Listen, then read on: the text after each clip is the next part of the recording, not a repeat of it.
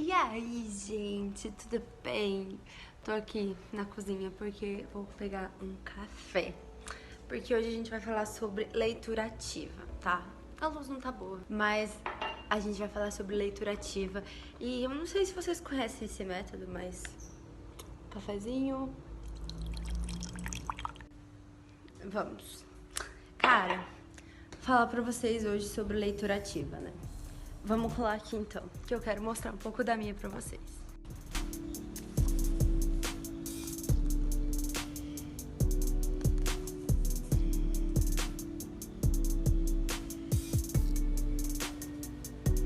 Então, ó, nós estamos em readaptação de cenário, então não estranhe que os post-its estão aqui, não atrás de mim. Logo, logo a gente volta tudo ao normal, tá? Mas a gente tava falando de leitura ativa.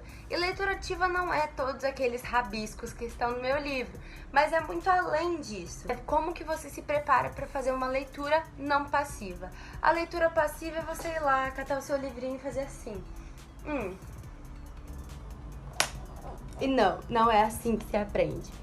A leitura ativa, ela te dá uma autonomia maior para você, de fato, aprender aquilo que você está estudando. Existem alguns métodos para a gente trabalhar a leitura ativa. Esse aqui é um dos meus livros de cabeceira, então vocês já devem ter visto eles no meu Instagram ou por aqui mesmo. Mas enfim, ele vai continuar aparecendo porque eu sou apaixonada nesse livrinho que desse tamanhozinho tem muita informação e eu já reli ela várias vezes. Quando se trata de leitura ativa, a gente está falando de concentração.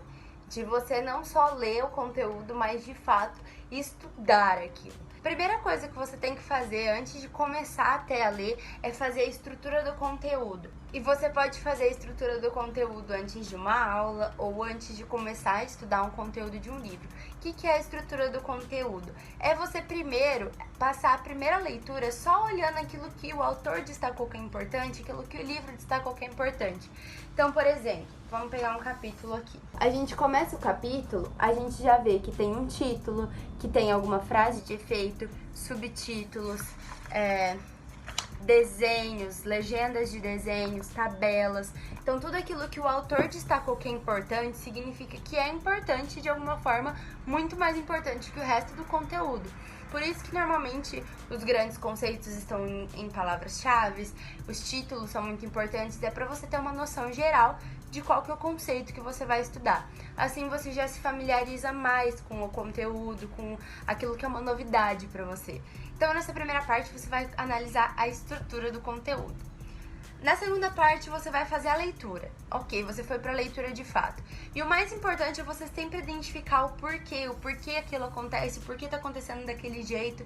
E todas essas marcações que eu faço, você pode fazer do jeito que você achar melhor. Se o livro for seu, você pode grifar. Não tenha medo de grifar, de anotar, de escrever, de rabiscar no seu livro, de puxar flecha. Se aquilo te lembrou algum outro conteúdo, puxa do lado e anota. Ó, vou até achar algum exemplo aqui. Que o autor falou sobre rede neural. E aí eu anotei que se lembra que é quando aumenta o número de sinapses e tudo mais. Um conteúdo que eu tava lendo aqui me remeteu a outro que eu já tinha lido em algum lugar. Então, anote isso, não tem problema, porque isso te ajuda muito no seu processo de consolidação da memória. No processo de elaboração, que é quando você linka uma memória antiga com uma memória mais recente, tá? E aí, nessa segunda leitura, você vai ver que algumas outras coisas são tão importantes quanto as primeiras, mas que você não tinha percebido. Só que dessa vez, você vai olhar para essas coisas com um olhar diferente. Isso se chama atenção seletiva. Você vai começar a olhar alguns determinados termos e falar: isso aqui eu vi na primeira leitura, putz, esse é um conceito importante. Já aconteceu com vocês de você querer comprar, sei lá, um tênis novo e todo lugar onde você olha as pessoas estão usando aquele tênis? Não é porque todas as pessoas estão usando aquele tênis. É porque você quer tanto aquele tênis que a sua atenção, ela seleciona observar as pessoas que têm só aquele tênis. Então, às vezes, passou 30 pessoas com tênis diferentes ou com chinelo, mas você reparou em 10 que passou com aquele tênis só. E aí você tem a sensação de que todo mundo passou com aquele tênis. Porque o nosso cérebro, ele tem uma atenção seletiva. E ele seleciona para ter foco e atenção nas coisas que ele acredita ser mais importante. Então, se você já viu esse conceito em algum lugar, provavelmente isso vai te chamar a atenção de forma mais rápida. E é por isso que a gente faz esse processo de preparação antes da leitura, porque te ajuda a ter mais foco e atenção nos termos mais importantes. Depois da leitura, você pode ir marcando. Se o livro não for seu, você pode ter uma folhinha do seu lado e ir anotando. Mas tenha plena atenção de que você está focado naquele texto e não apenas lendo por ler.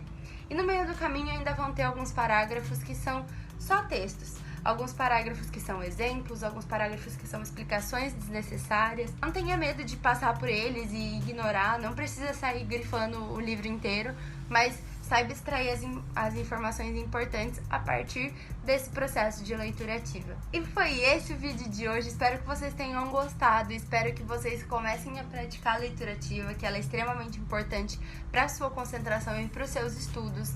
E se você tiver alguma dúvida, algum comentário, deixa aqui embaixo. Se você não tiver nada pra comentar, comenta legal, porque é legal você comentar. Deixa o seu like se você gostou. Se você não gostou, deixa o seu like também, só pra contrariar a sua vontade. E se inscreve no canal pra não perder os próximos vídeos. Me segue no Instagram, que sempre eu tô postando conteúdo por lá, inclusive sobre o meu dia a dia, respondendo perguntas de vocês e tudo mais. E até o próximo vídeo. Tchau!